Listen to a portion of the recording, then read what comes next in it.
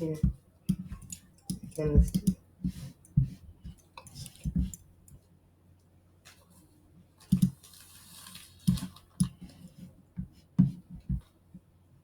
Peace, can everybody hear me?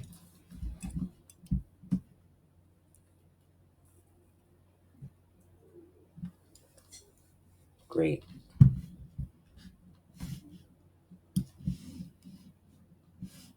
All's been well.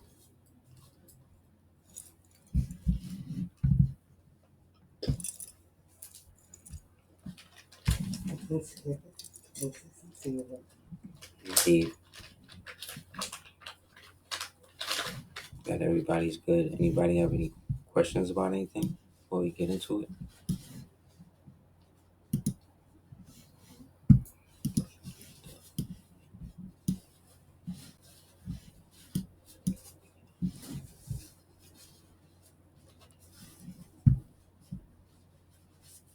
I was having a conversation with a brother from the Nation of Islam, and he said Elijah Muhammad teaches them slavery started in 1555. I never heard that. Can you please share your knowledge on it? When did it start? Who were the original slaves? As I know the Pale Europeans were. The 1555 thing is connected to the John Hardy Hawkins thing. John Hardy Hawkins being connected to what they refer to as the first slave trade that came into the place they refer to as Jamestown, Virginia, under the jurisdiction of the Virginia. Well, it was the Plymouth Company first, then the Virginia Company. But before it was all of those, it was the Barbary Company. So they're talking about those first people who were enslaved because they had fallen to the so-called trick of the good slave ship Jesus, which was the name of the ship allegedly that he was piloting. And in response, he had told everybody at a certain time, that place that he docked, that told them all about how great Jesus was, how great Jesus was, and how great, the land that Jesus came from is, and all of that. So their story is those people got that confused with the religion aspect of the society. And then from there, once they got on the boats and then got thrown into the gallows and all of that, or the hulls of the ship or whatever, they started calling. So when they finally docked and they got taken off the ships allegedly, and as the ship started to go away, they started calling for Jesus to come and take them home. And thus that is what started allegedly the altered version or the romanticized version of Christianity that was allegedly imposed on those people who they say they imported as slaves and landed in Jamestown, Virginia from 1555 to 1619, according to, their story and how it went. You know what I'm saying? So, was there a good ship Jesus and all that? Yes. Was there John Hardy Hawkins? Yes. Did it happen in the allegorical way it was presented by the Nation of Islam? Parts of it, maybe. However, the goal of the story was to get you to not rely on the idea of a mystery God or somebody coming to save you.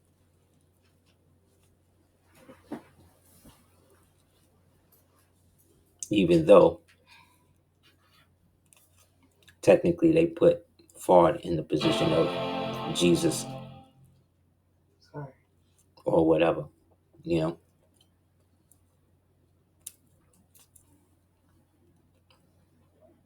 The same way certain Moors turned the prophet into Jesus Christ, and Gnostics and Essenes, Hebrews turned Jesus into, Yeshua or whatever, into Jesus, the supreme. So the penchant of using allegorical myths or historical legends that have happened at such a long time ago, you might could never prove that they actually even happened. You know what I mean? Um, it depends on how it goes, how you see it, you know.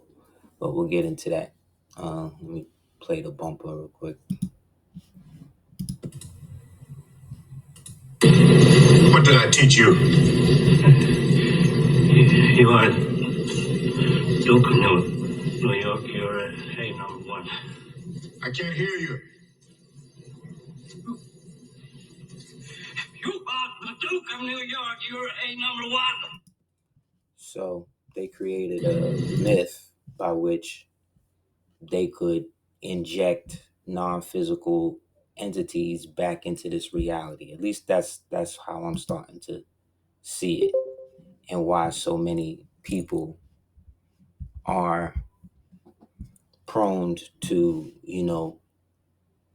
inhabitation by whatever they seem to give their mental or spiritual energy into. You know what I mean?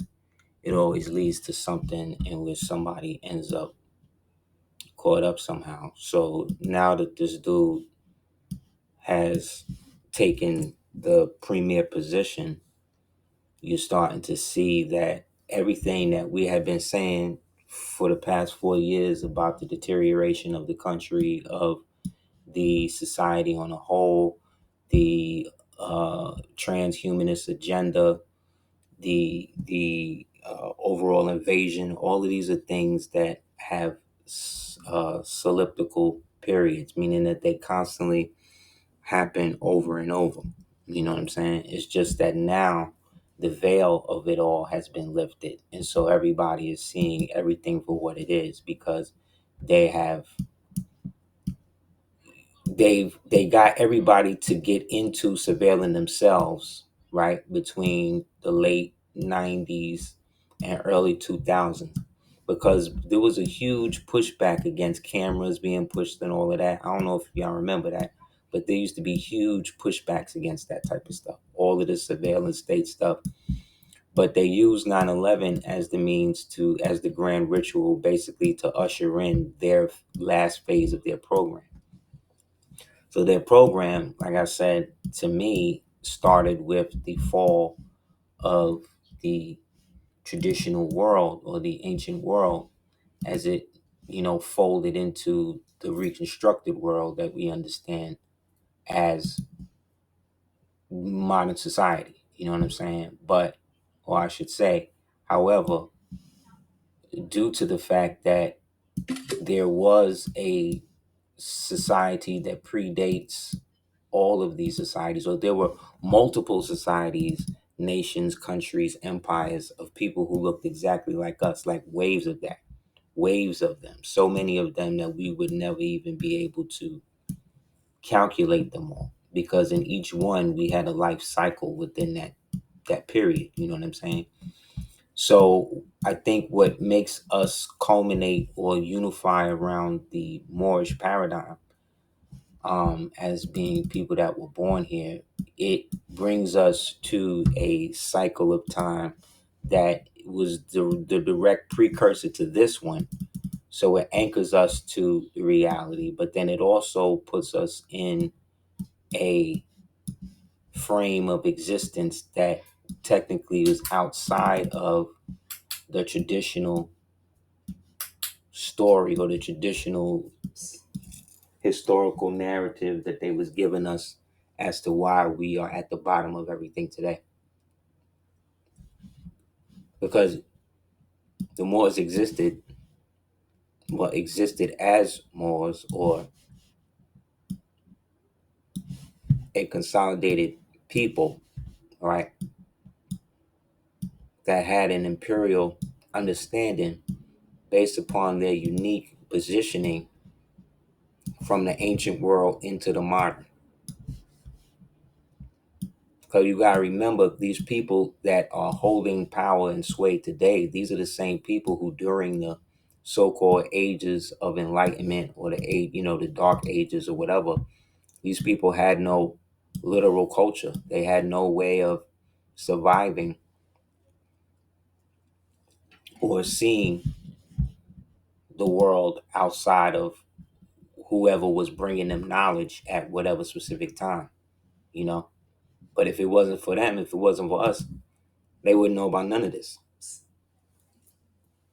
because we were the ones that brought everything out of the primordial age, or what they call the dark ages, into the modern time and the modern sphere.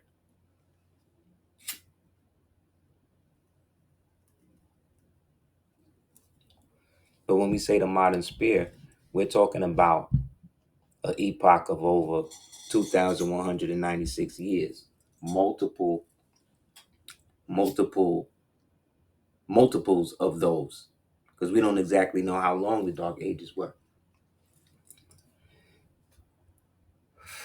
We got to go based on what they have given us in terms of the time frame, when we know they are the ones that and basically made it unreliable, or made it to the point that we can't trust it.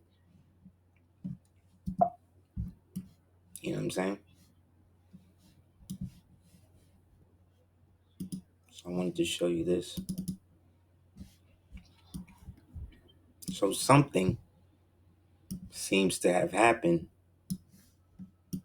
like I said, that after the fall, right, in which people that look like us became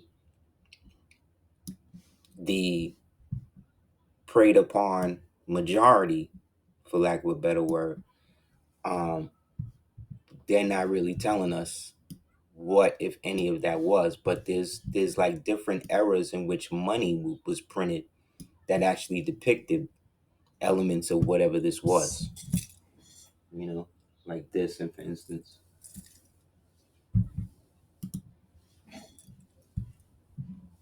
like these are from coins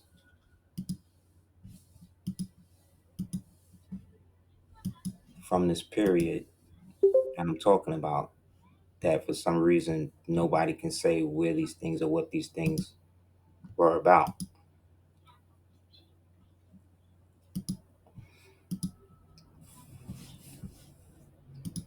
So you see this entity at the top,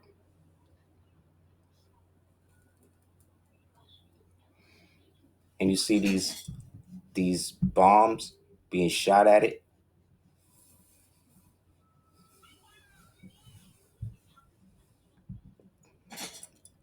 Then there's this reflective mirror in this one, and you see this from 1669. But that's not a six, that's not a one, that's an I. So this is I 669. You understand what I'm saying? So what is the I for? Imperium, Inri, which means Hebrew, which is the way that they would define Hebrews. They call them Inris.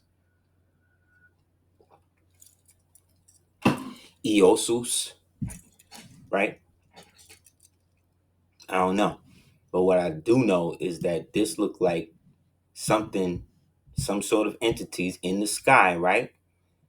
Doing something to cause some sort of destruction or whatever on the ground. And there's people on the ground look like they're trying to fight it, whatever it is.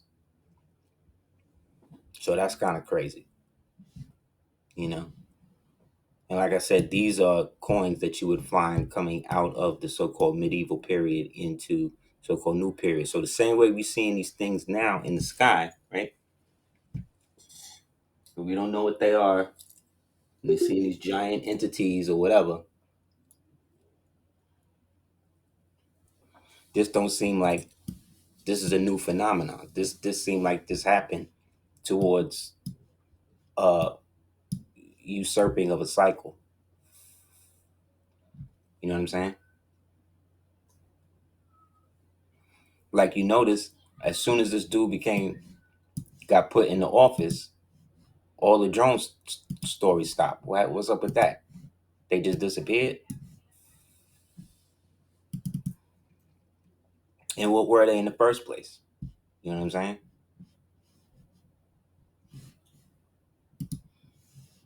I got another one. Hold on.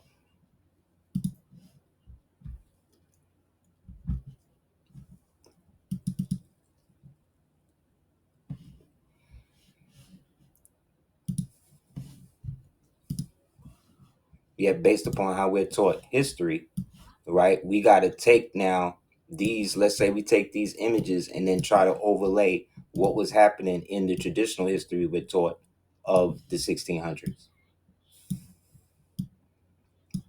Because remember, we already talked about that they switched the timeline in 1581 to the point we even seen it, you know what I'm saying, on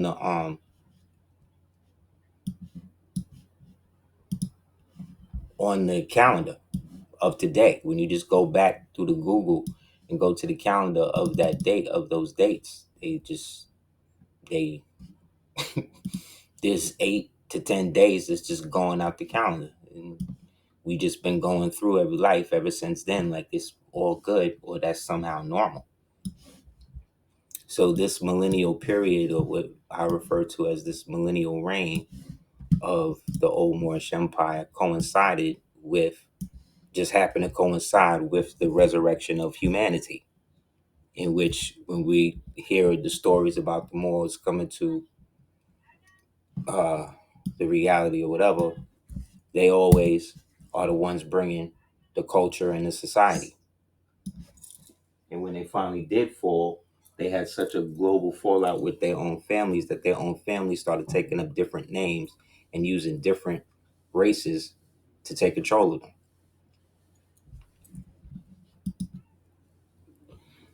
to help then wipe away all of the stuff that we seeing now.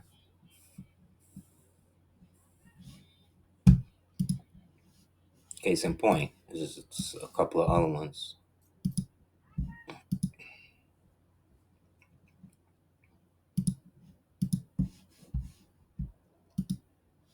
Like, what is that?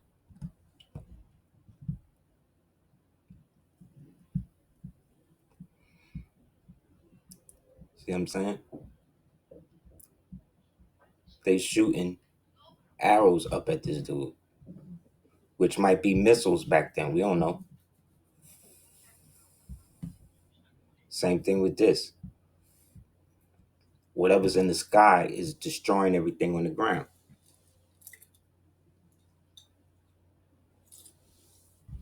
So then the Christians say, "Oh, well, then that's God, destroying everybody." You know, who's to say? But it is to say that all of these things bear relevance as to why we're so lost today, historically, because there's been so much stuff that has happened since our so-called ancestors was in control of everything, that we are now swept up in the whirlwind with everybody else. You know what I mean? So like I said, as soon as this dude got in, that's when everything now they talking about it's all good. Nobody talking about the drones. Nobody, you know what I'm saying? The border's all good now. It's like overnight, like, right? Took everybody out the ancient accords, took them out the WHO. Like, those are good things. You know what I'm saying? It's not like the average person understood that anyway. However, what's got everybody up in arms is the whole birthright citizenship stuff.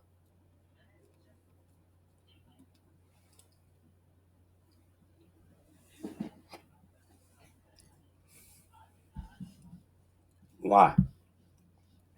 Because everybody doesn't really understand what a citizen is or who the so-called indigenous people are. The Siberians know.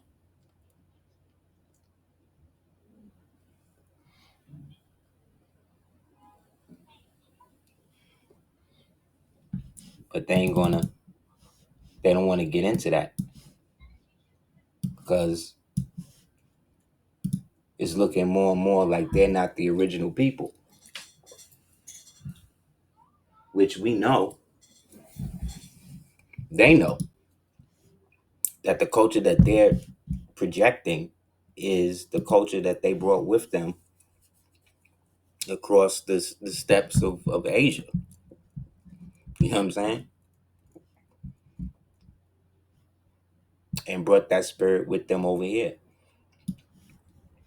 But it doesn't negate the fact that the artifacts and everything that was here, they had nothing to do with. That's why they lived off the land and off the buffalo and the things that they did, because they had no direct correlation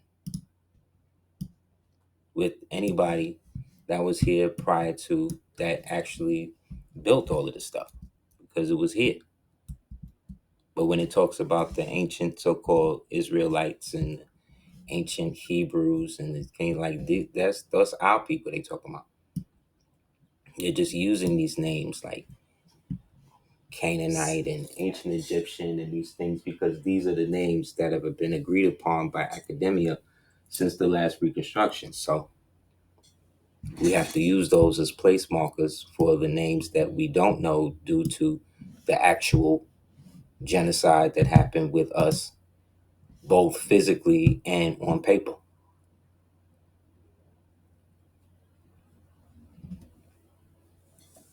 So if any of them say that they are the original peoples, they can't really say that, which is why they use terms like Aborigine and Native American or Aboriginal. When I've been telling people for years, the term ab can mean rib or father, but usually in the European context is used to abhor. It could also mean middle, like abdomen, but it don't mean first. See what I'm saying? Original mean first. You did? So they don't ever claim that. They claim what came later because that's what they got to do because that's who they are. So again, look at this book real quick.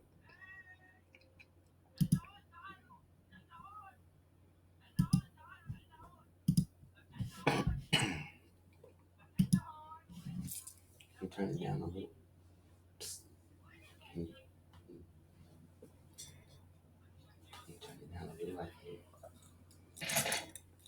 Yeah.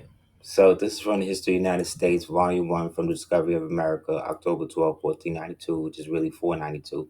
The Battle Lexicon, April 19, 1775. This is from page 8. The European invasion has been assiduously investigated but never dispelled. At first, it was taken for granted that the Indians, as to the red men, were ignorantly called, were the aboriginal denizens of the country. Somebody look up the word denizen and put it in the chat so we can read it.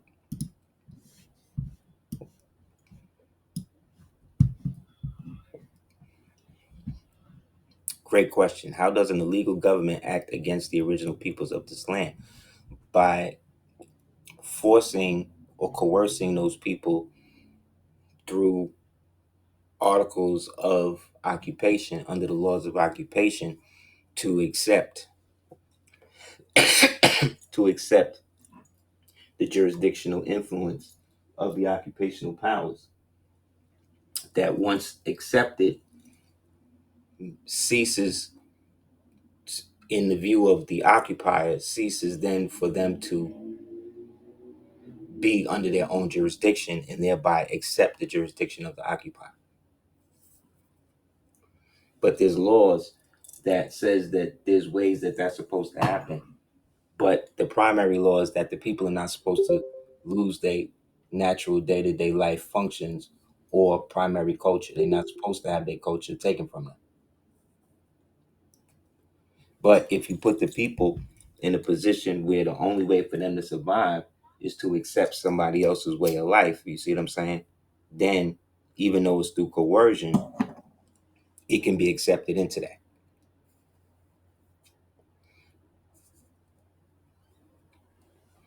So right there is saying, or right here is saying,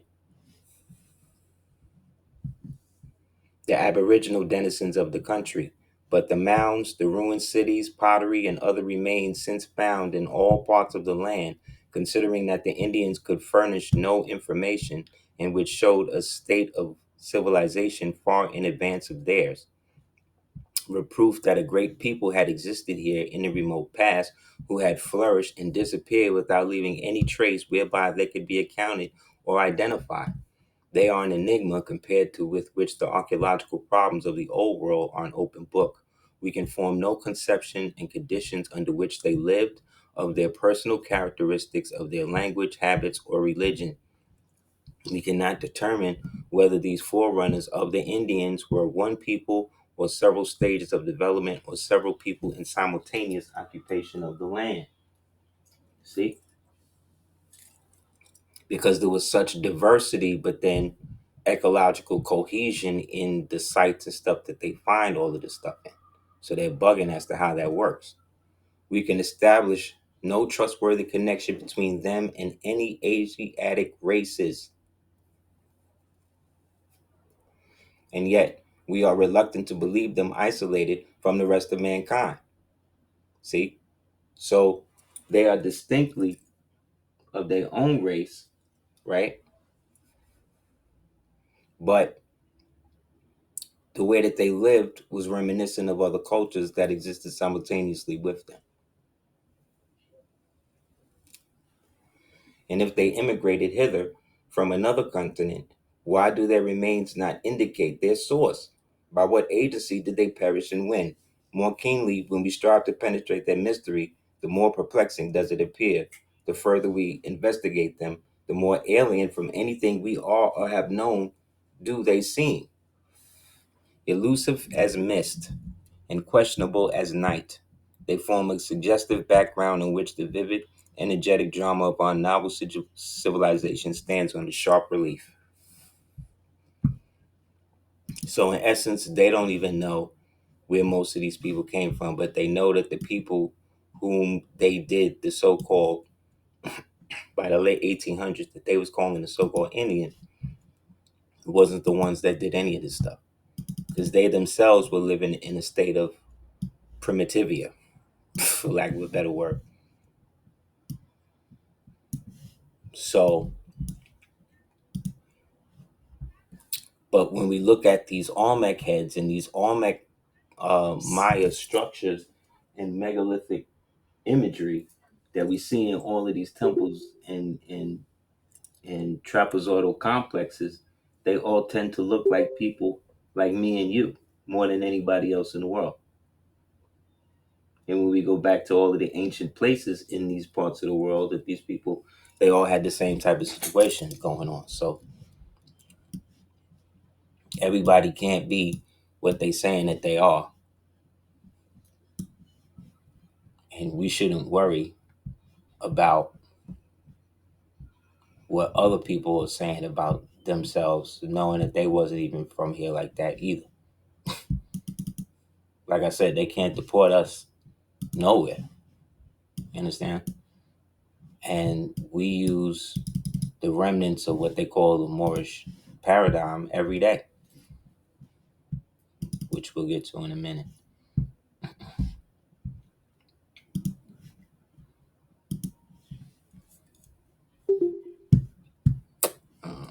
Where's this thing at?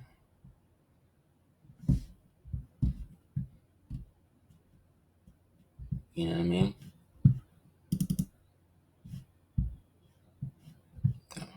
Okay.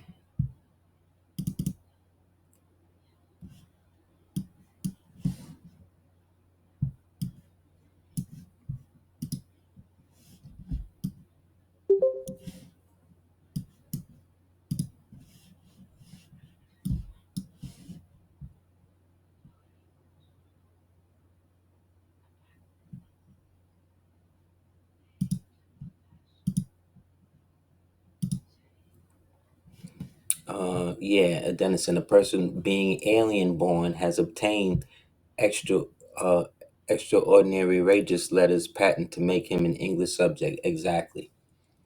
Case in point, all of the different Moors who went into the service of the crown and became liege subjects under nations like the Lenabe and the Narragansett and those nations, those Moors that went into the first treaties with them.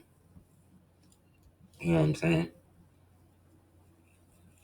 When they talk about how the 12 tribes got married back in, you know what I mean, or how they married into the family, like this was happening since Charles V, and then all the way up into James and them coming over, and then they marrying back in. Because remember, these is all the descendants of the ones who descended from the ones who descended from the ones who first got into that compact of those 12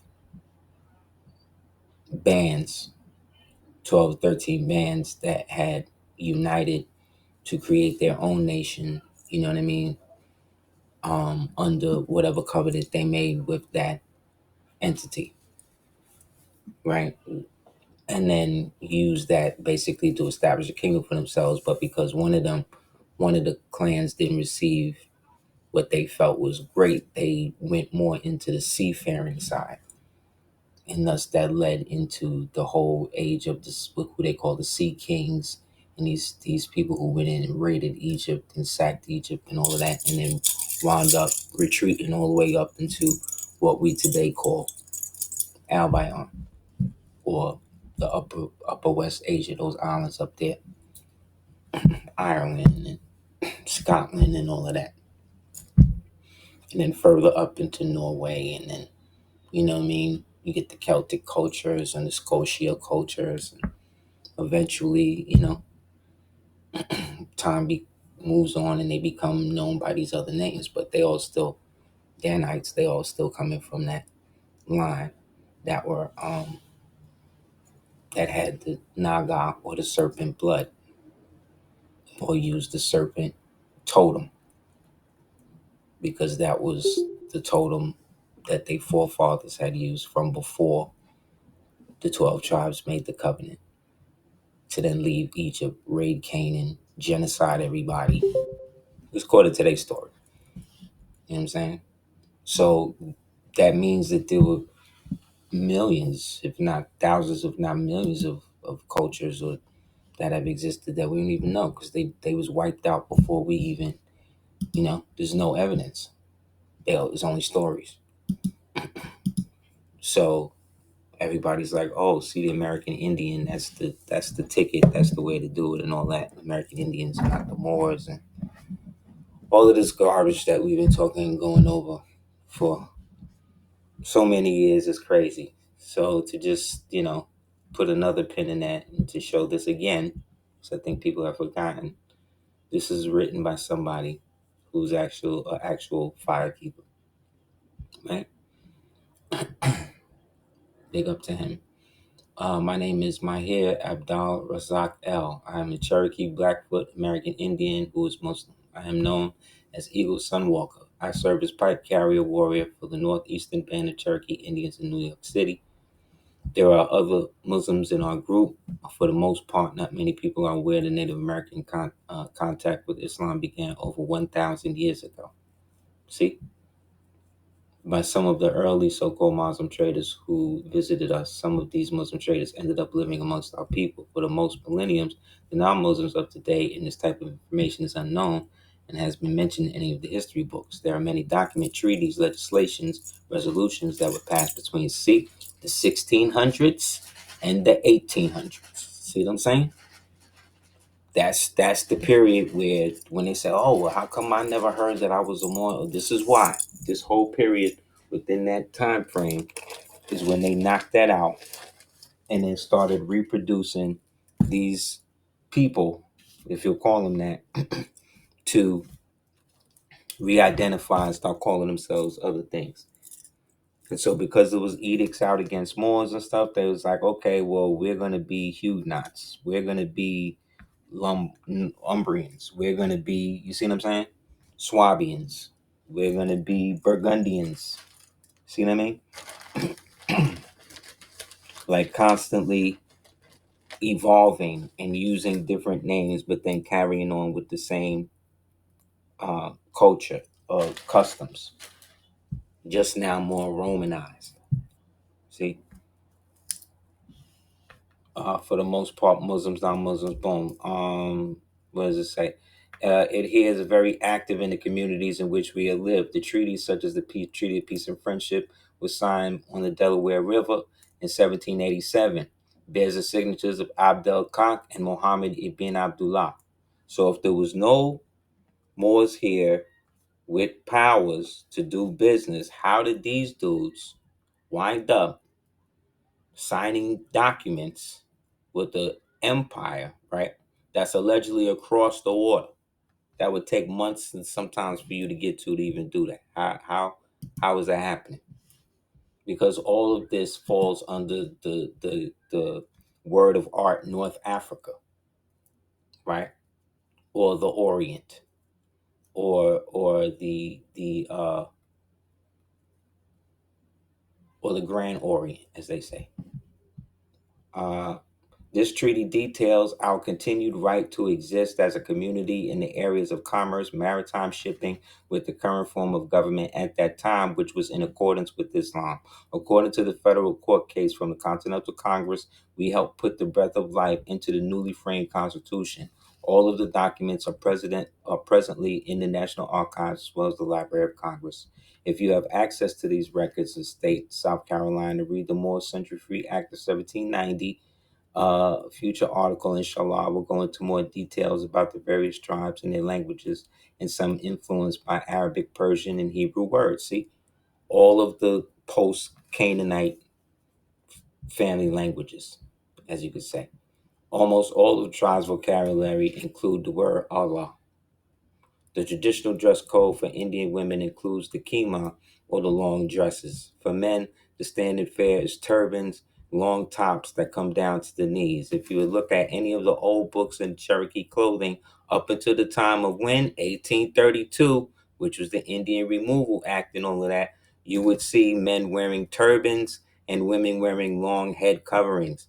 The last Cherokee chief who had a Muslim name was Ramadan ibn Wati of the Taxatur in 1866. Cities across the United States and Canada bear the names of these Indian and Islamic derivation because that's the people who built them. And the ones they didn't build, they inherited and kept up the technology up into the modern day. Then there was some sort of something, and then there was like no people. And then there was like a restart, and then they brought all of these other people in. That's why when you look at all of them pictures in the 1800s and 1700s and all that, all them people got the same clothes. All them people just walking around in these old pictures ain't doing nothing. But then they walk by the camera, look in the camera, pose, keep it moving, right? Like the same way how they would have portal. You know how they set up that portal in New York City? And people was walking up to the portal and looking at it and all of that. It's like the same device.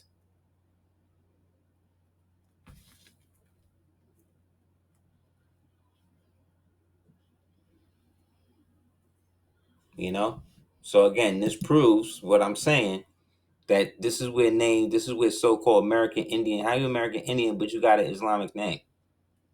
And I don't mean Islamic like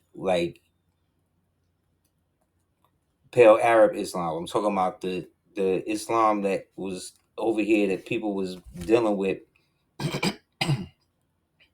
prior to the annexation and the adoption of the name.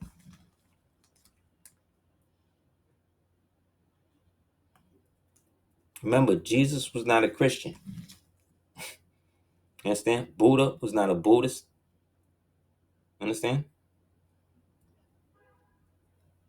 They came out of those things.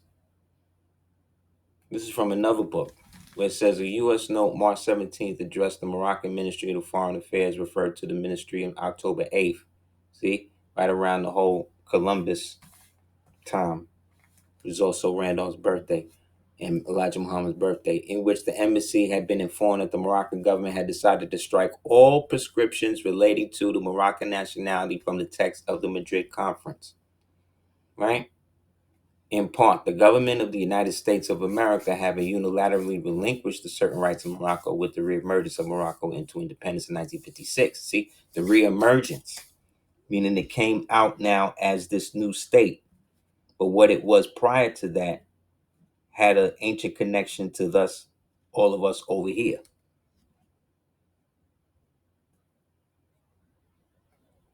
And so it considers that in line with the historical developments in the article of the Madrid Convention, the protection of 1888 has become obsolete, meaning the protection of those of us outside of the kingdom that did not pledge allegiance to their king, not their sultan, their king,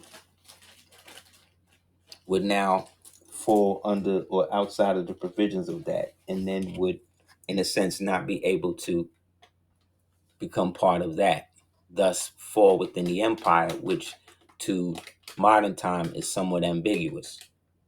You see, that's why Noble Ali was so important, because he brought the Moorish identity and acumen back to the forefront of American life as an American idiom, and reminding them that all of this was Moroccan territory. When I say Moroccan, I'm talking about ancient Moroccan territory, meaning those people that are spoken about in the Circle Seven, as the inheritors and the descendants of them.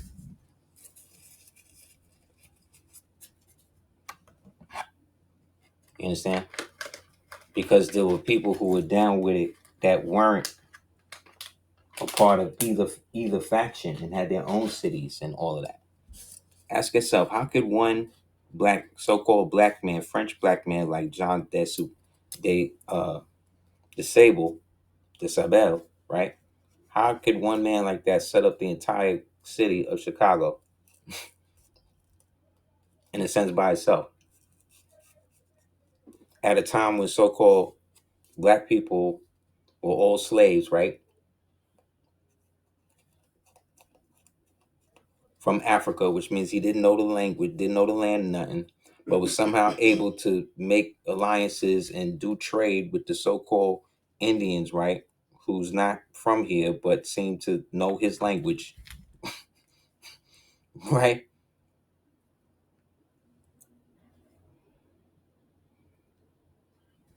So we see mastodons over here. We see evidence of mastodons in Asia, right?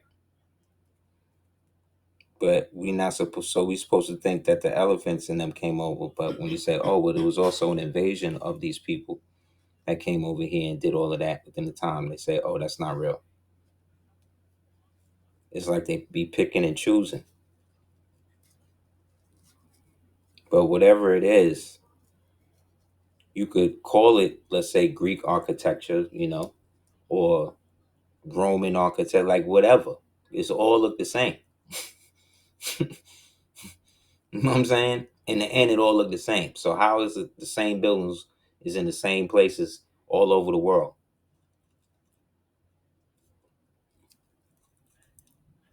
How the same Colosseum that they got in Greece, they got a version of it in Turkey. They got a version of it in Kentucky. Like, how does that happen?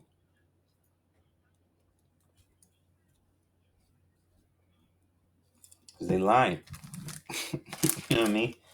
Like, they're just lying about the whole thing and trying to get us to believe that, okay, my great grandmother was born here on a plantation, which means she was brought up on a concentration camp in which she and the people that was there, who were the descendants of the prisoners of the war, were now put there to have to generationally now be the slaves for the people that was under them. You know what I mean?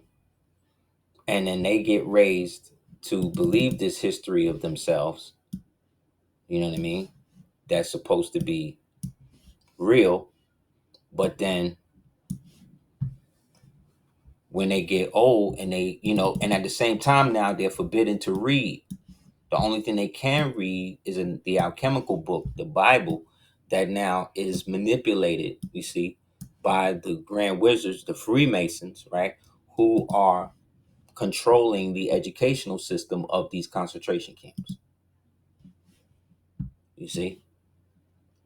And thus, what gets inbred within the mind of those who are brought up in these POW camps, right, is that because of the myth of the good ship Jesus and, the house nigga being able to have that understanding raised in him,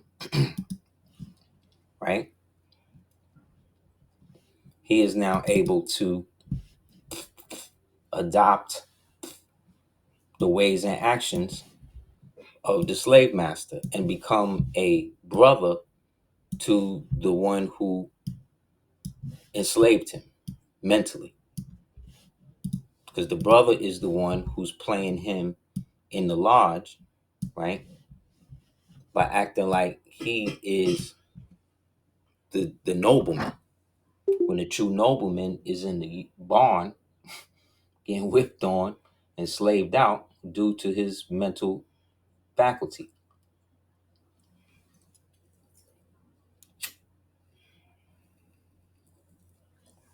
Like the Diddy oil thing, that's old. They showed you that they was using that in Get Out.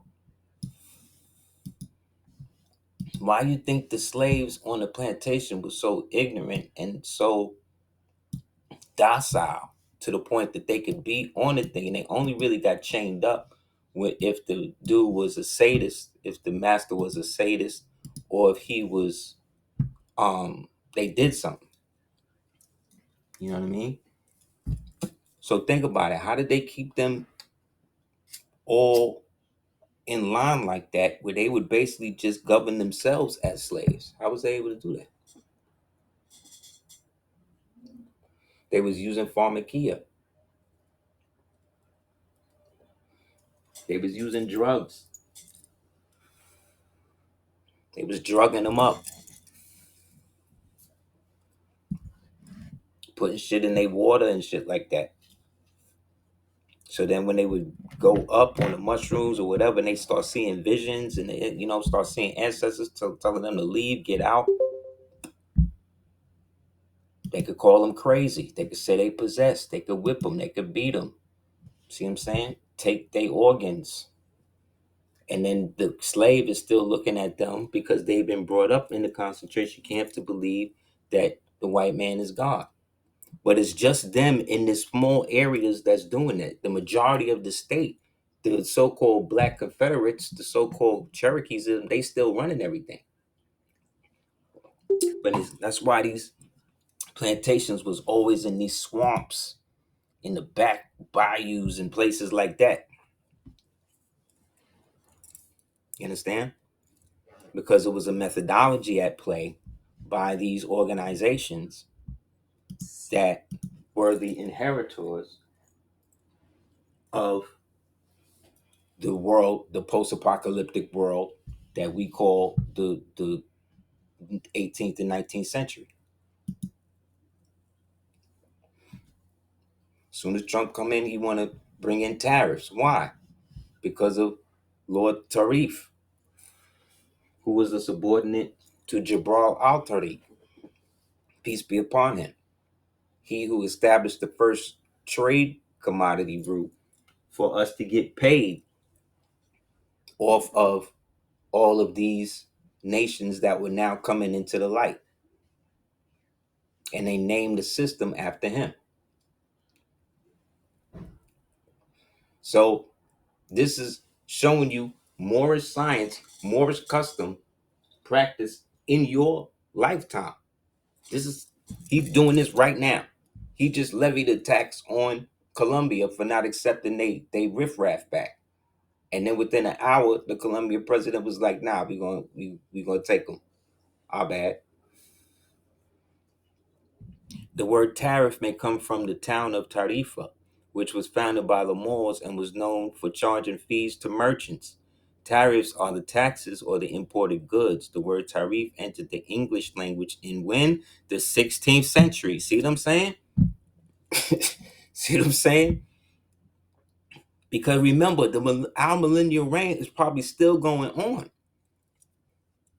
They just always give us the worldview through the European or the so-called Western Romanized historical procession. But that don't necessarily mean that's how the worldview or the world really was, because these Moors still had giant tariff systems, and this tariff system went from over here to over there, across what they call the Straits of Hercules.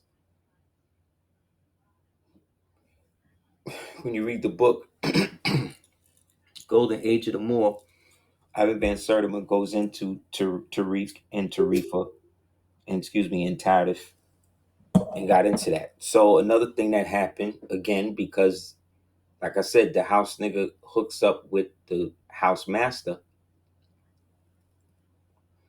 The Prince Halls allegedly, if this is true, initiated this dude into the 33rd, into their 33rd degree lodge at the close of his disgraced presidency.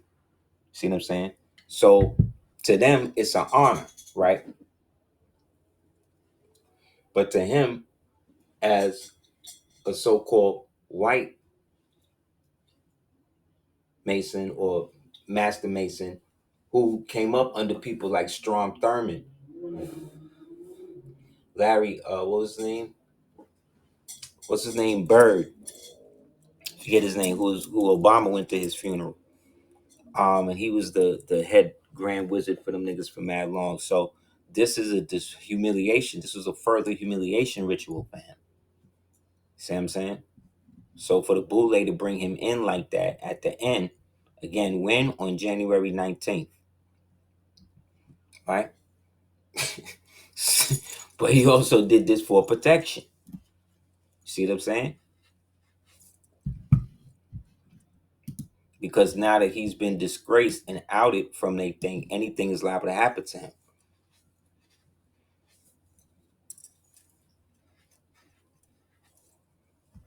See what I'm saying?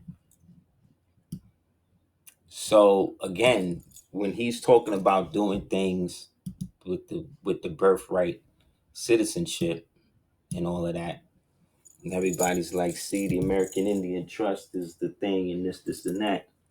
And he recognized the Lumbee tribe, and all of that's great. What's happening in Oklahoma, all of that's great. But at the same time, he's shutting down DEI. You know what I mean? He making it so a lot of the civil rights acts and stuff is being overturned. You know what I'm saying? But the problem with that is that your rights and your customary value, right, as a Moor, right, slash, let's say, Moorish American, is part of the fact that you can't be sent nowhere else. You know what I'm saying? You can't be deported nowhere. You can't be put on a plane and sent somewhere just because you say you're a Moorish American or you're not a part of the corporate United States, because they already know that the so-called corporate United States is a corporation.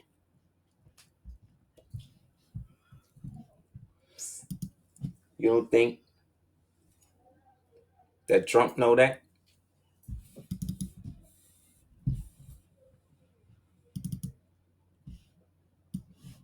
Like, you don't think that Bezos and them don't know that?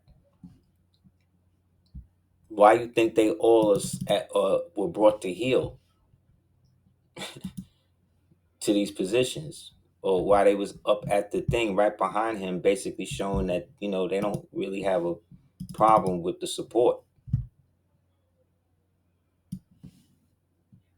Big up to Aboriginal Mexico. He did this meme.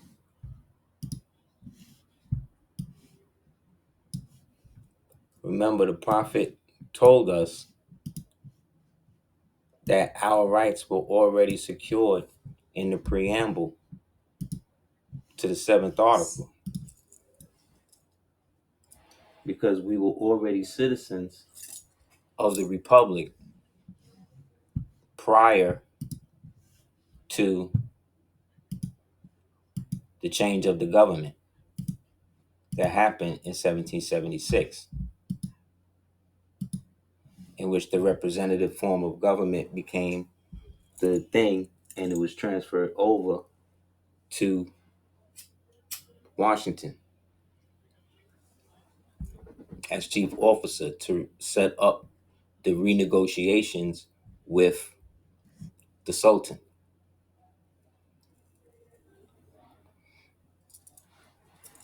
which led to the Treaty of Peace and Friendship. Excluding Indians. This is from an old fresco going back to the Codex of Tehuatihuacan or Chichen Itza,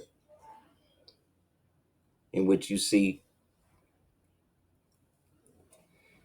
the pale skinned ravagers being escorted out of the city by the so called Aztec, i.e., Olmec, i.e., ancient Moorish peoples, ancient Mauritanians. The Trump administration is leaning on the pre-14th Amendment law in which to fight to redefine birthright citizenship. The statement that the 13th, 14th Amendments are considered the second constitution for the African Americans is largely accurate, as these amendments passed during when? The Reconstruction after the Civil War. See? He's doing away with all of the pre-war situations that led to the usurpation of the land by the corporate United States forces, who were a part of the British or so-called Roman, which is really Roman. When you say British, you're really saying Baratane, or you're saying Brett, or Brett, which is like contract in Hebrew, Beret, right? And then Ish, right? That's the nationality, or in this instance can be defined as a type of man. So the contracted man, the British, the Beret-ish, right? The Beretanian, right? Who is protected under the goddess Britannia, right? They're the ones who set up the subjugation system by which all the other nations, became that. That's how the pound sterling became the world reserve currency. What you doing? And this lasted from this point on until World War II, What you doing, Juicy? in which the world reserve currency was then flipped for the dollar. So the Boule lower class then basically offered him protection. You see what I'm saying? Because he did so much to put their peoples in position. But out of everybody he pardoned, he didn't pardon himself, Letitia James, Fannie Willis, Alvin Bragg.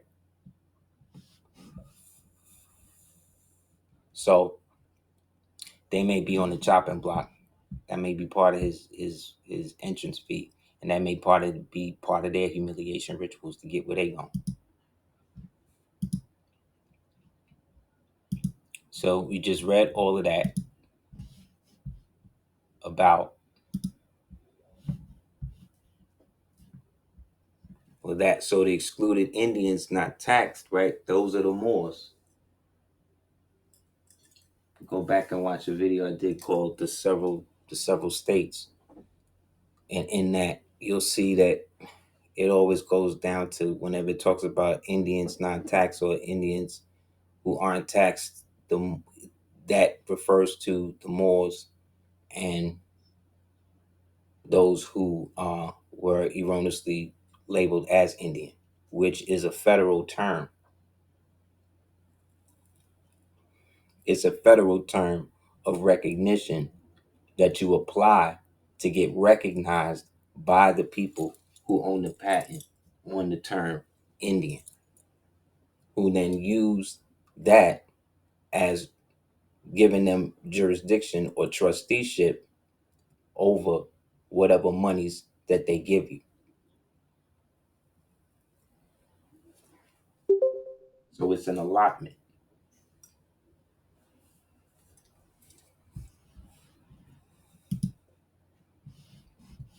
And so these allotments came from the Indian land sales that was sold to the Europeans who were being brought over here.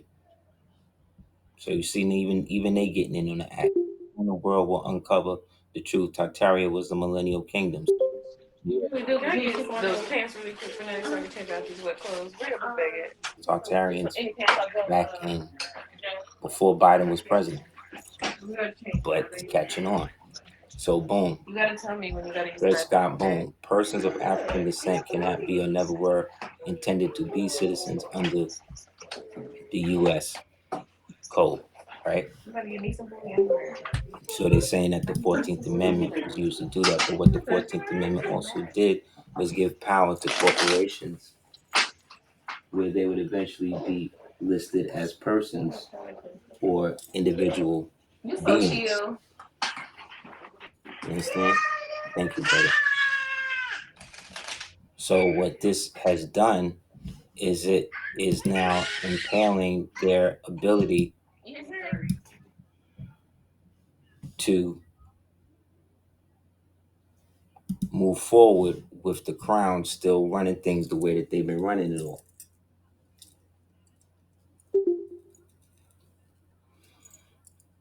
You see, this is from the old Law Dictionary from London, from the Inner Temple at the Barrister Hall. And you see the nobility with the nobles, with the noble Moorish children in the back, because they represented the interest of those Moorish dominions that still held power behind the European corporation. Trust, I want a whole bunch like that. I know. Because at one Dude, point, these got all of one of this them was things under to take off. technically of the Barbary I got Company. a 4-way in the car. Once they finally, the Rothschilds, and then finally wrestled control It's of in the all of van. that from I used James to take and all off of that, lug and nut forced them to come over here, which on then, tires. forced them to again I got like a reimmerse 4-way in the themselves into jack. the families here, I was gonna see that like this. Yeah. who were now calling themselves No, I got one. Indians, Do you got a right? jack? And then under whatever so-called tribal name, they are now using their land to now No, take they the land come of on. their brothers I and want like a sisters regular from jack, not other like that. clans and other tribes, which then Yeah, I leads ain't to trying to be further out there with that motherfucker, disharmony, which then, man. led to the ultimate demise and control of the Romans, which came through the newly reformed Roman Republic out of the District of Columbia.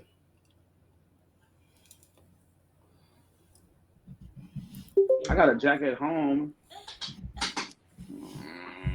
Where's she at? On Broadway and Rockside. Okay.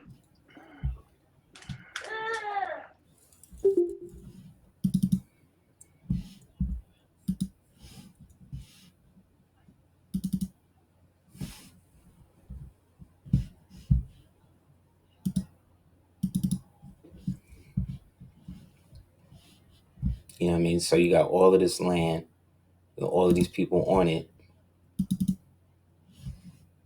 and you're controlling them through propaganda.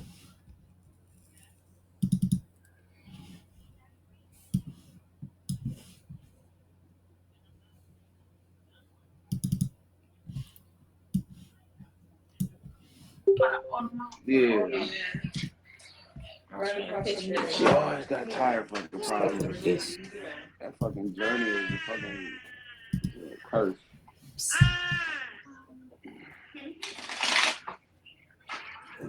No, I remember we had that flat over there off of Superior. And the car slide off the jack. They start using Crazy. the open propaganda in these, like I said, these post-plantation communities,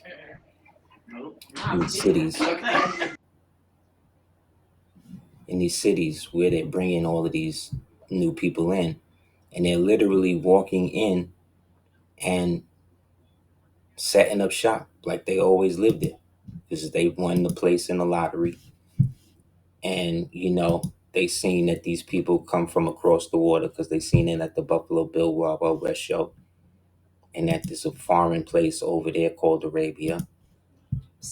When these are the people that used to live there that now have to almost entertain it and act like, you know what I'm saying? They never did. This is what that movie, The Last Black Man in San Francisco, was about. With John Majors.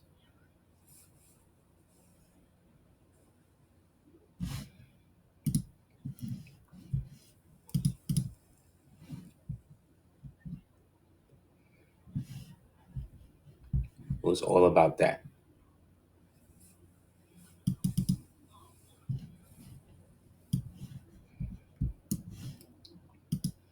And so the Asiatic world, you know what I mean? Let's say the world outside of us, there were pushes to try to bring us as, let's say, Moors, or as, let's say, blacks with a nationality into the greater world stage. But what happened with that also was the targeting then of us Moors in particular by the FBI and all that.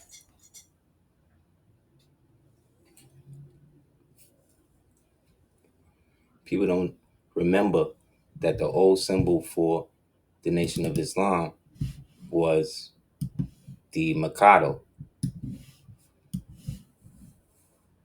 which was the symbol that used to be on the back of the Muhammad Speaks. Used to be on the banner. And at the time that the Black Dragon family over there was trying to come into some prominence, they was trying to like court different nationalistic groups, melanin-based nationalistic groups, to get down with them.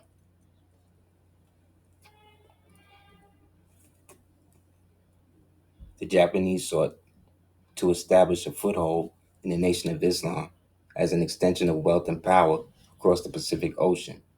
Under the wily Major Takahashi attempted to have Muslims swear allegiance to the Mikado, the Emperor of Japan, and was successful in attracting some members to the movement. See?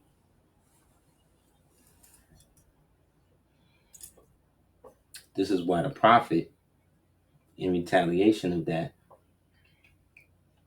was so adamant about us saying things like, before the European got here, the Moors was seen up and down the Mississippi River, because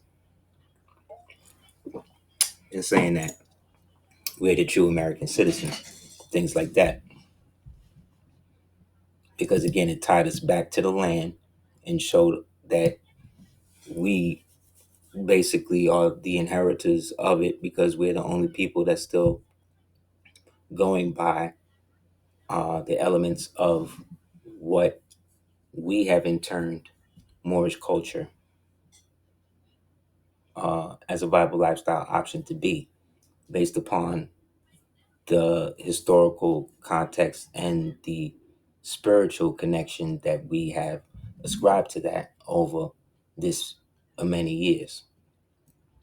What the Prophet did was kind of bring it into a context by which the modern man could understand it, and then through the basic understanding, bloom further into, and then with the authority that comes with being a part of the temple and then being a part of a so-called religious society or an ecclesiastical district, then have the power to then make laws to then establish these districts or municipalities that have their autonomy the same way the other ones do, instead of functioning just as like churches and things like that, which the opposing view would then be the secular version, in which everything is based upon a state idea, which is then purged from any type of spiritual connection outside of the individual belief of the adherence to that type of model. You know what I'm saying? Which then also brings into establishing a proper, let's say, international correspondence that allows that to exist without being seen as an enemy combat. You see what I'm saying? So it's not just overnight. You just get to do whatever, because that's how these dudes got caught up. See, this is Elijah Muhammad with the dude. This reporter was actually part of the Japanese intelligence. See what I'm saying? And like I said, this is, you could look at old message Muhammad speaks, and you'll see this at the back, at the top of the two people, and you'll see the two hands shaking over the earth. That was some of the propaganda they was using, because the Black Dragon Society, like I said, was established in fifth column operations, and then this is what brought all of them into the sphere of Hoover and all of that, and that's when it all started getting crazy. See what I'm saying? They was actually using equipment and trying to set up import-export businesses and all that, where they was trying to move in, do their little situation, but the prophet was on some, we're not getting into all of that, which is why, again, Elijah Muhammad was the one who was kind of kicked out in that sense for being overly aggressive with the nationality cards, and then trying to, sell them and tell the Europeans, and, doing all the shit that you see people do now. And then look what happened to him. See what I'm saying?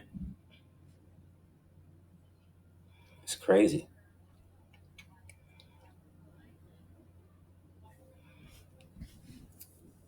Yeah, everybody was supposed to be muted. It's all muted now, right? How much of it was messed up? I hope not too much.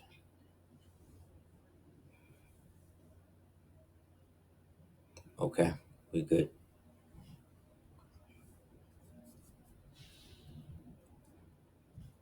So yeah, this is what they was. Oh my God. Yeah, I don't know, man. I'll be really trying.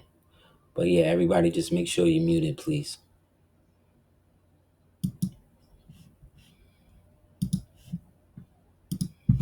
So there's that. So like I said, in the sky, we don't know what was going on, but something happened enough where something in the sky was coming down, and they was trying to shoot things up to it. You know what I mean? You know what I mean? And they put it on the money. However, it says I-699, but we don't, according to what I'm saying and what I'm doing analysis to, there is no I-699. So that I got to represent one of the things I said, but we don't know what. And even if they told us, could we believe it's them? No. What they say, no. But this all goes into the whole void centuries thing that I'm talking about, in them manipulating this time to where we can only piece together based upon this semi-stationary act of research.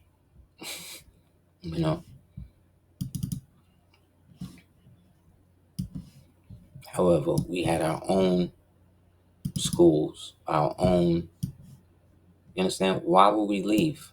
Why would we leave our own plentiful situation? This is like when you look at the map for the Black Massacre, look at the Black Massacre map, right?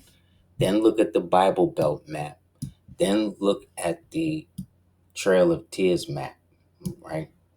They all the same. They all overlap as the same map. It's just the same people. You understand? We had thriving cities. We were the inheritors of thriving cities that existed for eons.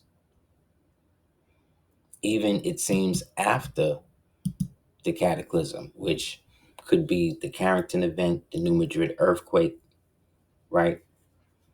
We don't know. But why? You understand? These Moors was pulling out 3,000 barrels of oil a day. They had their own rigs. This is the land that when you see this, the Indian land for sale, and the white people who became Cherokees, this is them. They paid $5 to go and inherit this land. This is what the movie There Will Be Blood is about. You see these movies of all of these white people in the barren desert trying to live off of it, all of that, but they not, and they lived in the wood towns. They lived outside of the main city areas that was still under the control of people like this. How is it if black people were the ones who were predominantly enslaved, right? How was Bass Reeves going around shooting white people three at a time, taking them to different jurisdictions because he had a piece of paper from the court? That's justification. That's what they're telling us. What's happening with this? No, they we was ran off, right? And there were people who was us that allowed it to go down because it let them keep what they had a little longer. These are the niggas that's inducting Biden into the lodge. You understand? These are the people. 'Cause that's all they wanted. We had our own army. Like we wasn't messing around. All of the pictures I'm showing you right here, this is all from Tulsa.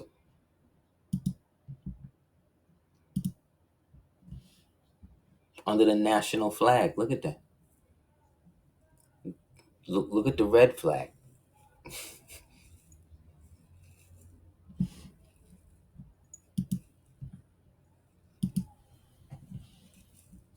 You understand?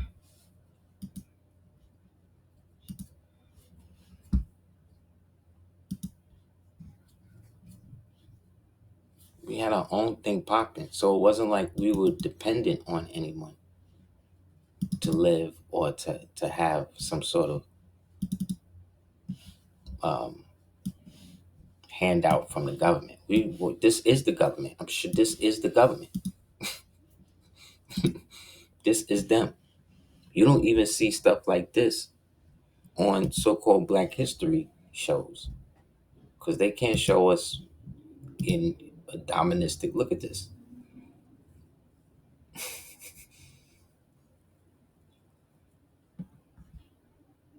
This is in America in the last century.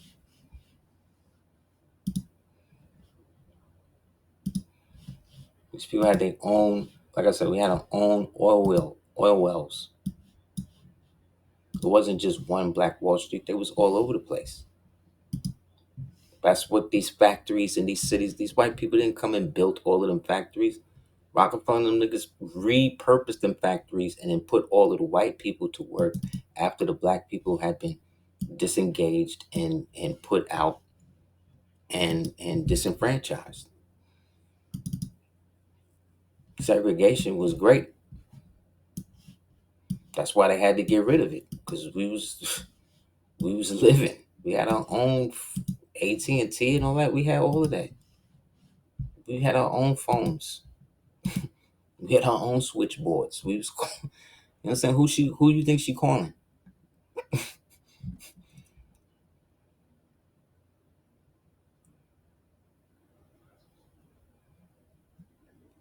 You know what I'm saying?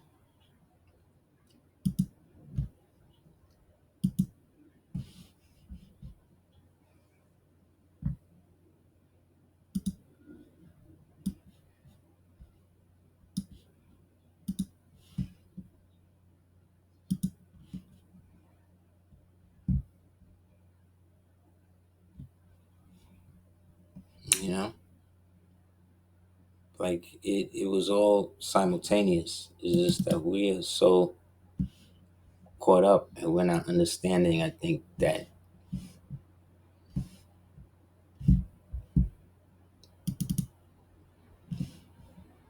like these are Confederates. These were the postmasters.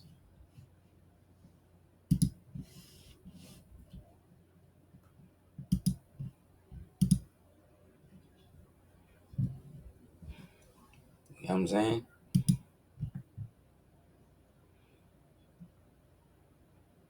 But they were raised after turmoil. So even though they still had what they had, they were still educated from the PSYOP system that was implemented after we lost the war.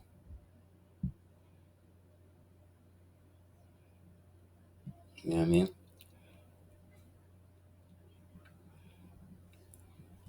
But yeah, everybody was caught in us. Japan, why? Because we had oil. We had coal. Look, this is them digging the coal out the ground. They had their own machines. We no white people. This is all melanated people. This was all over the country.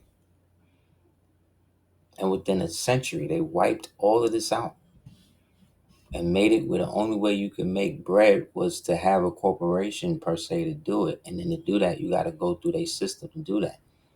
So all of the banks that you see in them Western movies that was being robbed, and shit, like all of those were the Republic banks that was insured by the towns or the cities outside of those towns that were now setting up, little municipalities outside. And so they eventually went bankrupt. And when they bankrupt, what happened? They came in, the white folk came in and started just getting niggas out and then replacing them by the imported Khazarian Germans that they were bringing in on the boats. The same way they was doing now. So when he's talking about the birthright citizenships, he's talking about those people who came over here with the express purpose to have a baby. So that way they would have to stay along with the baby because the baby was a citizen and the state wouldn't take the baby. So they don't want the state to take the baby, so you got to deport the family. Why do they have the ability to do that when they're not even? Whose turn is it? Because they are still the trustees, the trust holders for the original It republic. was yours. You the cap on. So to do that, this I person said, why you of looking or at my for car? the So I said, original you look like you republic should have cap has on. to establish the boundaries of the country. What do you mean, Mom? You got all my clothes, So by all my redefining, rubbish. You know how so much it's clothes and rubber illegal bands cost? to Can you dig make a because of picture, Biden. please? It's illegal to dig in Zotan. the It Gulf of works. Mexico. At least the bone no. Can't do it Do you according remember? to the Do you federal remember that? What is it? regulation that's been Zotan. enshrined in their law Somebody tell me. that they've been holding on to because they want the United Come States to on. be dependent on Zotan. international because that gives the globalists more position and control over What's the show? equity in What's the the oil movie called? because it's being imported. Zotan. Come on, man. Come on, bro. Keep your joint muted, man. You got to be out. I'm sorry. They trying to set all of that up and keep everybody, off center as to who the original Americans are. But the Moorish Americans are the original Americans because they are the misnomered so-called American Indians. Because up until the last Reconstruction in the 1600s, the term Moorish defined everybody that was here who was a part of the old Moorish Empire. When they Spanish took control, they wanted to redefine that to a term that they had political jurisdiction over. And thus, the Indios or Indian became the preferable term to denote anybody over here, whether they were Moorish speaking, whatever, or not. But remember, of the Moorish Empire, only 5%, according to Golden Age of the Moor in Stanley Lane Poole's book, Story of the Moors in Spain, only 5% of the Moorish Empire was actually so-called Muslim. So think about that. Think about that.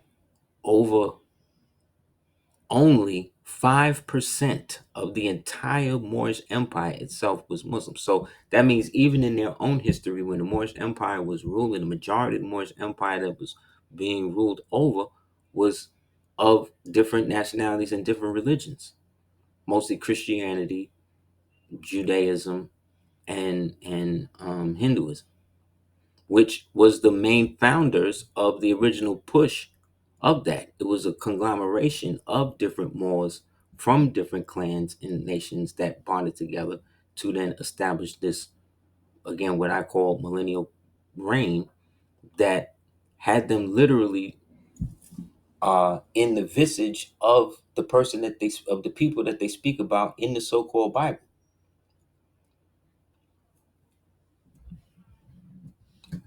Like this is a so-called Confederate soldier. So again, this is showing you it's all BS. Because this is an American. You know what I mean? These are Americans, but they just not the type that they want to adhere to. Because again, if we're finding evidence of the Moorish people, like I said in Barry Fell's book, where they found the old Muslim mosques and stuff in old Nevada, in the around Mount Moriah, which again was the capital of the old Moorish Empire at one point. These schools was there from the time of uh, the first and second century. This is before Islam even thing, when they was writing Kufic and all of that. But they were still dealing with astronomy and all of that stuff, that because that was the learning pattern that they had assimilated after the conquering of Rome and Persia. So these people who brought themselves out of an illiterate state, right, wound up ruling the entire world to the point where they don't even want to refer to it as the Moorish Empire. And when they do, they want to regale it just to Morocco and Spain and maybe Europe if you're lucky. When we already know in the book Morocco as it is, they go in depth about the patterns and traits of the Sultan of America. But if we say America has a sultan, then we get into a whole nother thing. But in that book it said that he gave an elephant to Queen Elizabeth, to the Queen of England, that was bigger than the one that she had received from the King of Africa, from the Sultan of Africa. So, you know what I mean? It's all Moorish history. None of it is them, projecting something that we had no part in. They just inherited it all based upon our political infighting and their need to use these people as partners in crime. Hence Biden, becoming what your man is. On your left is a portrait of Toussaint Louverture. On your right is a Zouave military officer from the American South.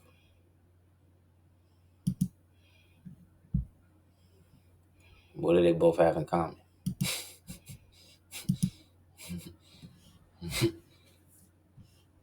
But that's me reaching, right? That's us creating. So a Haitian is wearing a fez, and he's the leader of the whole shebang.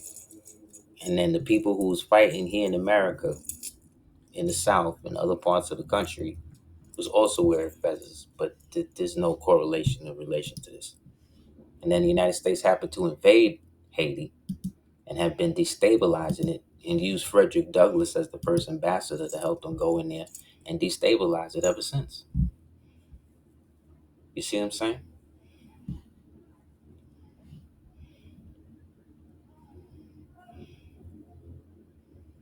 So this is my point.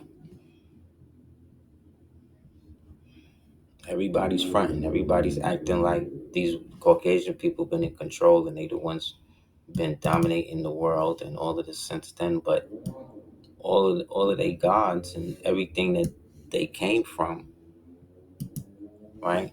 When they married into those Moorish families that then lost their nationality and then started to use their tribal names as their national names and then became known as American Indians and then known as Indians. And then from them, they got displaced by another group of people who now we're calling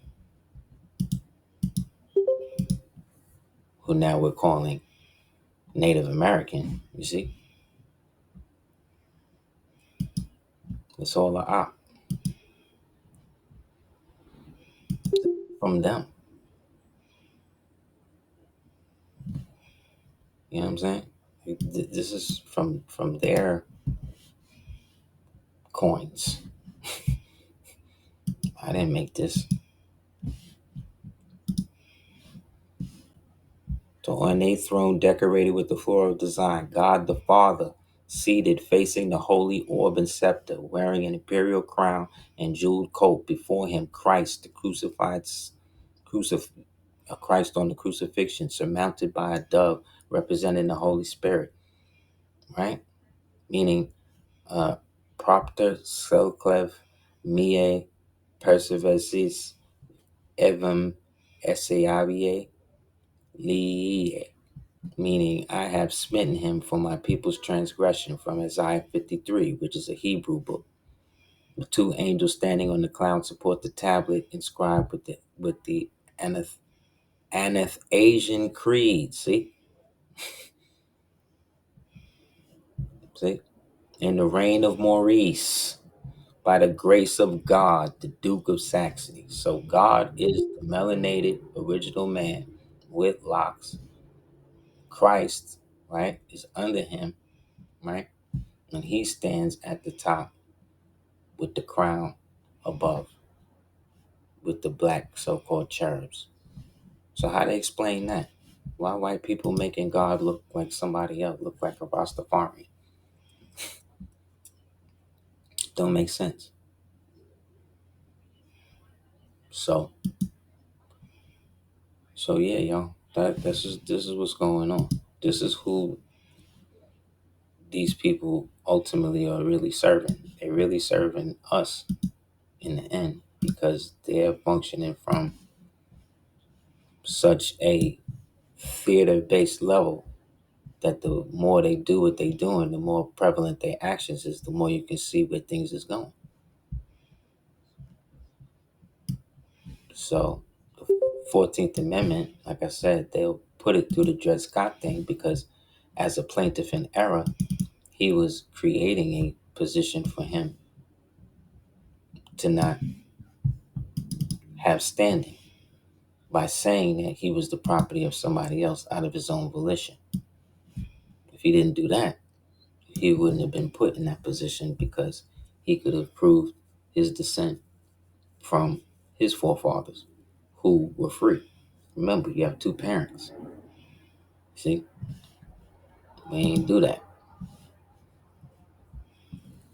You know what I mean? He seen himself as inferior, and thus he was. And so when the dude said the white man don't have to respect anything he's saying, he brought the colorable title into the argument. The fact that by using the term in that phrase white, that he was then black, right? Which then, now this is what they start calling you. While at the same time banishing everybody else after you to this false notion of having to prove that you're not what they assume you to be. See?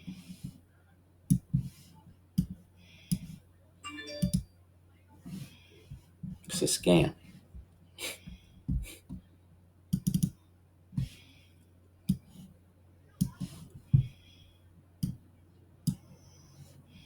These people married in, and these Moors all grouped together and reestablished themselves and they what is how you call it, uh, family by remarrying into each other,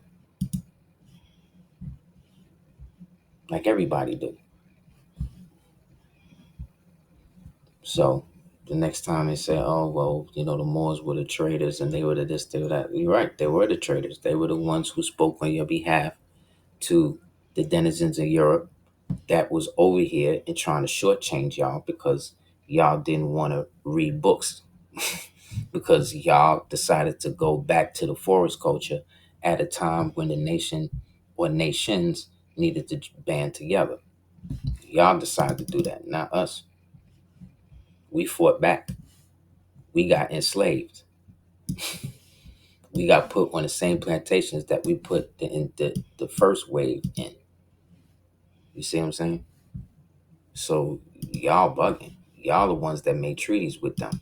The treaties we made with them, we made when we was in power. Y'all made these treaties with them out of spite for the rest of us, because they promised y'all that they would pay for y'all, and then they turned around and then used y'all money to then give it to these people who was now moving in and taking over the Cabbage Patch Kids and the clones they was buying from the World Fairs and all of that shit. You understand?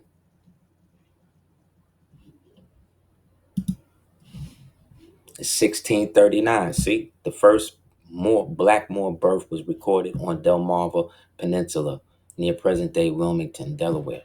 The Wilmington, Delaware Moors. That's the Lenape. That's the Narragansett. That's the Saga Moors. That's the Mohammed Moors. That's the Abenakis.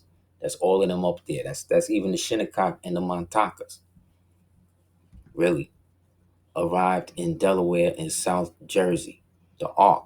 Where was the Moorish Science Temple, first Canaanite temple established? New Jersey, right? Their ships were marooned off the coast. Many Muslims were absorbed into the Indian tribes. Most likely the Native Americans were friendly enough to keep them from starving, to welcome them into their tribes because they had similar skin features and because they presented no serious threat to the existence of the Native Americans. The following Native American tribes have been found to have been descendants. So what does that say? The Native American tribes have been found to be descendants of these Muslim Moors.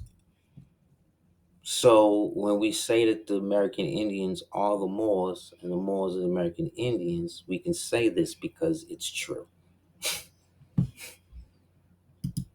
So the 14th Amendment don't really apply to us. When we declare our nationality, we both secure ourselves on the public and the private side as Moorish Americans who happen to have an ecclesiastical function due to what the prophet left us, which then allows us to have our own governed authority. You understand? In a secular world, so we can partake in secular things through the religious society that also allows us to promote political viability, whether it be through lobbying, whether it be through setting up your own municipality and things like that, the same way the Jewish people do and everybody else do. I don't know why it's such a problem, or you know what I'm saying? All of these people that buy these things, great. You have these complexes and they're set up and all of that, and then you're great. You're creating jobs and wealth, but how are you going to protect it when they try to do this? When you can also, while you have this land, also just donate a certain section of it for a cemetery. So that way, once you buy into that land and that property, you know what I mean, you be able to then establish a dominion in that property because you have now bodies consecrated to the land, which then can never be taken from you or anybody that lived there, so long as they have, you see what I'm saying, party to the trust that, committed the body to that land or your own land as an individual. These are just different things that these people do. That's why they have things like Jewish cemeteries and things like that. That's why they discouraged people from taking care of the elderly in their own home and taking them out of the home and burying them far away so they have more access to the land. Right. Indeed, Noble. Said in any case, the Sultan of Morocco is the highest spiritual as well as the highest temporal power recognized by the Moors. That's right. It's a spiritual thing. You dig? Who Sultan is more than a physical, temporal, and that spiritual anchor that's been agreed upon by the Moors to be represented by someone in that capacity. You see, that's what allows them to be united as a people. That's why the Emirates and all of that stuff work, because they follow the protocol. They all, you know what I mean? They all probably backbiting and everything, but they all got their territories. So in the end of the day, they can always go back to their own kingdom. And it's supposed to be the same for us. So all of these names, the Kickapoo, the Clappers, the Lenape, the Mohegans, the Macas, the Mecca Indians, come on, man. The Mohammeds, the Mohegans, the Nanticokes, the Seminoles, this is all of our family, yo. This is all of us that was born here to the land in the America. Even the so-called Arawak, because the Arawak was up top here before they got shipped down to the islands, where they set themselves up to eventually become traders on behalf of the Tainos to the white man, you know, to the black man, sent the white man to do the black man bidding. And the white man took over for the black man and then put the black man under his bidding. And then right when the white man was going to lose, they decided to do their bidding together, but they just act like they separate. And that's that. So if you're a Moorish American, you are American Indian. Sorry if you didn't know. You know what I mean? Because as I showed you, the fire keepers, certain elements of that stuff was kept from the traditional people.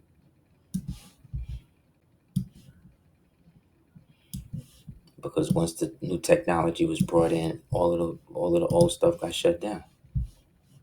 You know what I mean? Once they started bringing laser cannons and all that type of stuff in, it became a wrap. And that's what these people was coming with. Because this is why they was kidnapping princes and kings and things like that and bringing them back to Europe, because they was ransoming them to get the information on how to use the stuff once they got there. Read the Bible about how the walls of Jericho got shut down and brought down and all that. They used sound weapons for that. You understand? These people was using high technology that we already had. Remember, they was in the Dark Ages, so where they come up with all this shit from? From the Moors. Because they the only ones that had the schools. They the ones where these people was going to learn after that. They were the ones that had everything translated.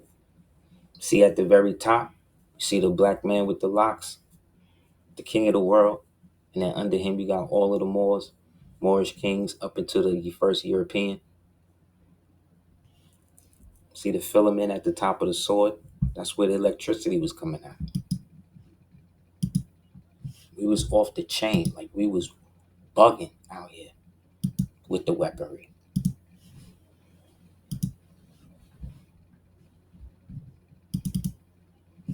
That's what these images is for. That's what the movie Excalibur was about. You understand? The King Arthur with the sword in the lake, harnessing the ether out of the water from the nymph, from the angelic woman that live in the water, the lady of the lake, the mermaid. Yeah.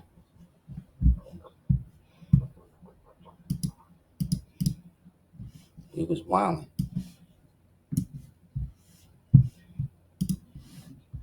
These are black mirrors, like the telephones we use today. That's where they come from.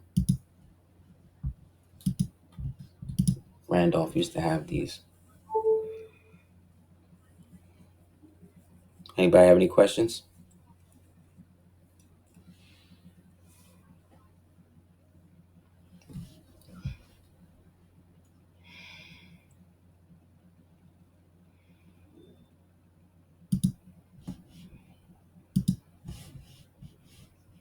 these dudes is wilding.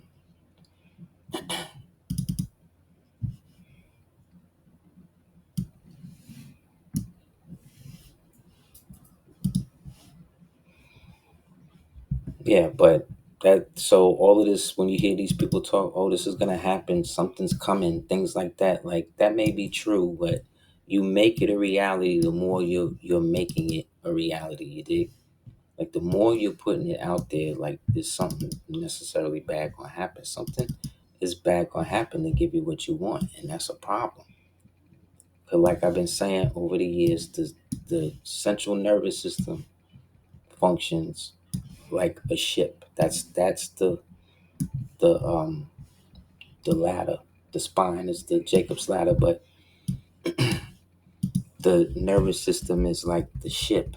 That's like the part of the body that translates everything to every part of the body. So when they was using black mirrors, they was using them to do a form of scrying because they would charge the mirrors with different types of metals. You know what I'm saying?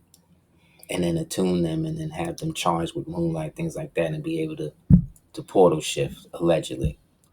But these are the basis of where cell phones and things like that come from. You know what I mean? But the central nervous system itself is the slave ship that carries the messaging to the entire body.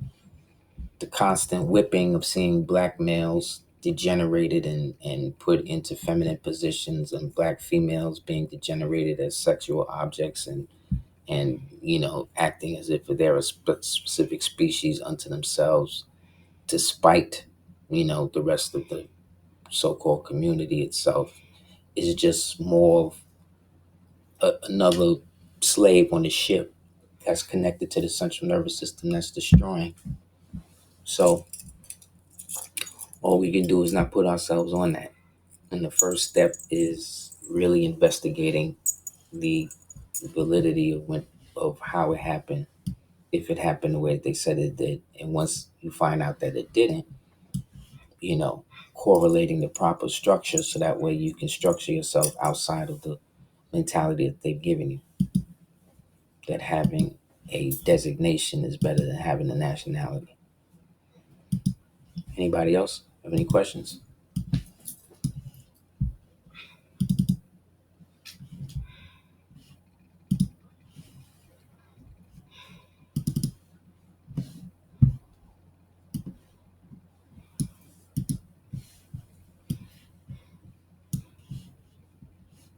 Okay. Well, again, thank you guys for coming through. I appreciate it. I have the Dog Skull 418, World's Most Dangerous Comic Book Novel. It's up on the Google Play as a ebook right now.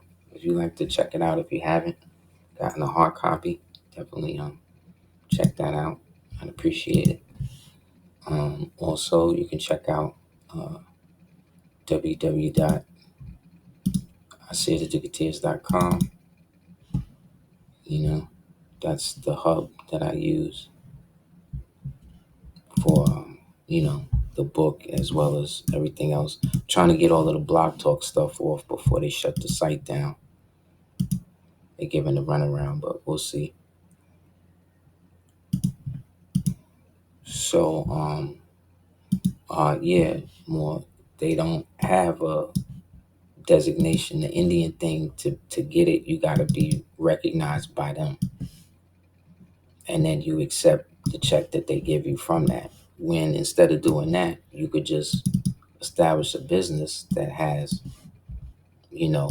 connection to your temple or whatever it is, and then you can take the benefits from that business and apply that to establishing something independently, which then can establish a trust with other Moors and then fund whatever it is you want to fund independently. It's simple. So yeah, definitely check out the the ADOT app, and definitely please check out www.cordovaorganics.com if you haven't already. Definitely appreciate it. If anybody wants to hit me up, you can do so at House of L at hotmail.com. And yeah, I hope this makes sense of everything. And also as to why this dude is deporting everybody. He's deporting them because he's trying to establish corporate relationships in which these so-called degenerated neighborhoods can now be invested in by these same corporate people who have been bending the knee to him to then start all of the factories and shit like that, so Apple phones and shit like that could be made here, since that's what y'all like. So the more they out of here, the more that you have that. So this again is the part of the redress of grievance instead of the reparation. You see what I'm saying? It's putting the money back into the so-called American, whether they be Moorish American or Italian American or whatever, whoever's loyal to the Republic under love, truth, peace, freedom, justice, and equality. That's the people that they're supposed to be doing this for. Because as trustees under a so-called Republican form of government, this is now what he has mandated himself and those people to do. So if it don't be that, it ain't us, it's him and them, which then would turn the country into anarchy, and they don't want that. Because unlike everybody else, he want to get money. And he don't hate on people getting money. Biden and them will give you money like the same way a drug dealer will give you some crack. You see? So the less regulation, the better when it comes to that. All the regulation is now going externally, to the point I'm hearing that the External Revenue Service first office is on a boat. So with an external revenue service, you don't need an internal one, because now all of the money is coming through the Moorish tariffs that had already been set up from the Treaty of Peace and Friendship that we spoke about earlier. You see how it all benefits you? How the Moorish Empire still benefits us today? Shouldn't we be grateful? Shouldn't we be happy? Right? Does in showing how all of these tribes with names like Anasazi and Malhegan and all that, all of those are Moorish names. So we don't have to fear about being all of that. The people that got to be upset or fearful are the so-called Siberians, because they're the ones who've been perpetrating. We haven't. Remember, the Civil Rights Act was called the Indian Rights Act. Why would they do that? And that came out the same year that Morocco went independent and disavowed any protection to us as so-called modern day Moroccans. Think about that. All at the same time, right? So, honest to everybody. I hope everybody understood. I hope the breaks in the thing wasn't too disruptful. I'll go back and listen, but I don't know. Again, I can only do what I can do. So I appreciate the support and everybody tuning in. So next week, inshallah. Peace.